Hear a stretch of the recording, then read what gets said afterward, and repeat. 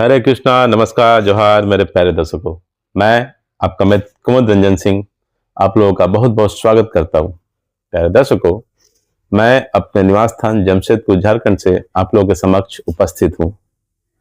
प्यारे दर्शकों, पंचांग के अंतर्गत आने वाले 27 जन्मकालिक योगों की श्रृंखला में आज मैं चर्चा करने जा रहा हूं 14वें नंबर के जन्मकालिक योग की, जिसे हम हर्षण योग के नाम से जानते हैं।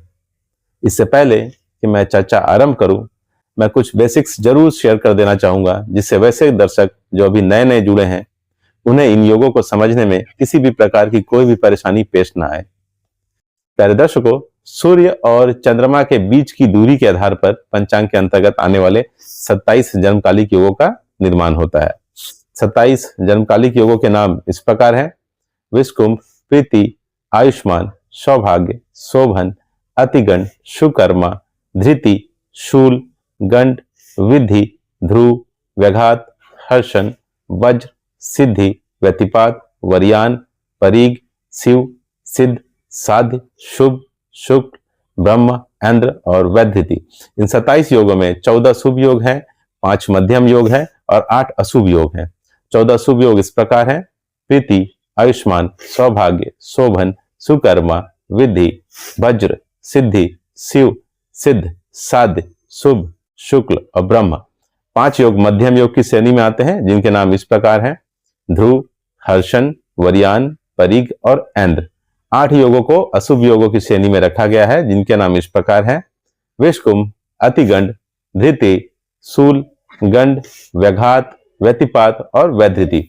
इन योगों का प्रभाव इसमें जन्म लेने वाले के व्यक्तित्व पर तो पड़ता ही है, साथ ही साथ मुहूर्त शास्त्र में भी इसका व्यापक उपयोग होता है। 27 जन्मकालिक योग में हर्षण योग 14वें नंबर का योग है।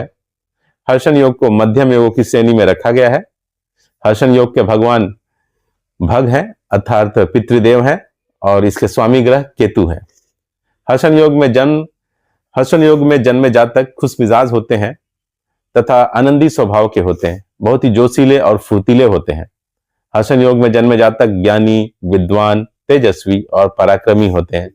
इस योग में जन्मे जातकों के वाणी और व्यक्तित्व में ऐसा आकर्षण होता है कि समाज के लोगों का ध्यान इनकी ओर अनायास ही खुद ब खुद खींचा चला जाता है।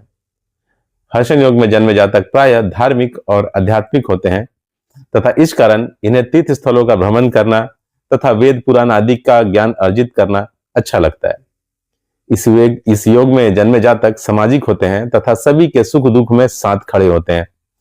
प्रायः ऐसा देखा गया है कि 32 वर्ष की आयु के बाद जैसे जैसे इनकी उम्र बढ़ती है, इन्हें सभी प्रकार के भौतिक और सांसारिक चीजों की प्राप्ति होती है तथा समाज में भी इनकी मान सम्मान और पद प्रतिष्ठा में वृद्धि होती है। संतान की उत्पत्ति हर्षण योग में होने के बाद पिता का भाग्योदय होता है तथा समस्त कुटुंब की प्रगति भी होती है।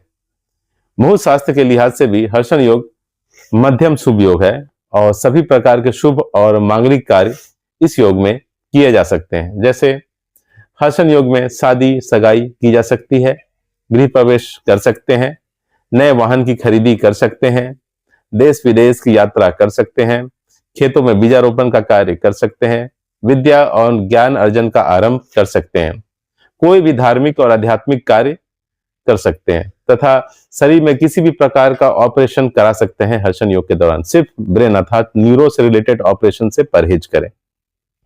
चूंकि हर्षण योग के स्वामी ग्रह केतु है, इसलिए हर्षण योग में जन्मे जातकों की कुंडली में केतु योग कारक हो तथा शुभ हो तो हर्षण योग का प्रभाव पूर्णतः फलित होते हुए दिखाई देगा।